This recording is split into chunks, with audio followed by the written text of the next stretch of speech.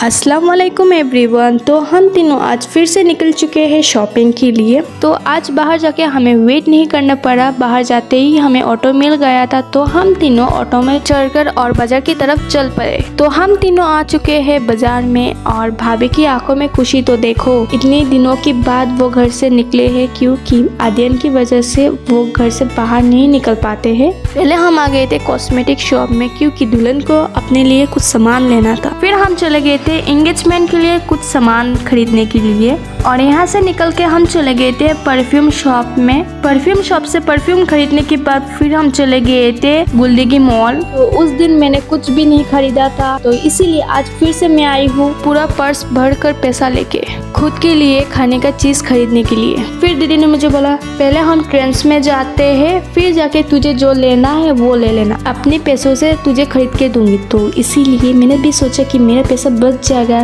तो दीदी की बात सुन लेती हूँ। इसीलिए मैंने दीदी की बात सुन ली और उनको जो लेना था वो उन्होंने ले लिया। और ये मैडम जहाँ जाती है मीटर देखकर सेल्फी लेती रहती है। फिर हम चले गए थे स्मार्ट बाजार। यहाँ पर जाकर तो मैं पागल ही हो जाती हूँ, तो मुझे ध्यान नहीं रहा कि मैं ब्लॉग बना रही हूँ, और यहाँ पर जाकर मैंने वीडियो क्लिक लेना भूल गई थी। तो मैंने आज स्मार्ट बाजार से बहुत ज्यादा शॉपिंग कर लिया है। तो हम स्मार्ट बाजार से निकल के चल रहे थे, रास्ते में अचानक से भाभी का चप्पल टूट गया है। फिर भाभी ने एक नया चप्पल खरीदा। तो गाइस मैं उनको ये बात बोलना चाहती हूँ, जो मेरा ब्लॉग देखने के बाद मुझे फिर आके डिमोटिवेट करते हैं कि तुम अच्छा ब्लॉग नहीं बनाती हो। मैं सिर्फ उनको ही बोल रही हूँ कि अगर आपको मेरा ब्लॉग अच्छा नहीं लगता तो आप मेरा ब्लॉग को स्किप कर सकते हो। सब कुछ खरीदने के बाद हम चले गए थे पार्लर में, और मेरी बहन का एंगेजमेंट है और मैं अच्छे से तैयार ना हूँ, ऐसा हो सकता है क्या? जो भी कराना था पार्लर में वो सब कुछ करा के हम यहाँ से निकल गए थे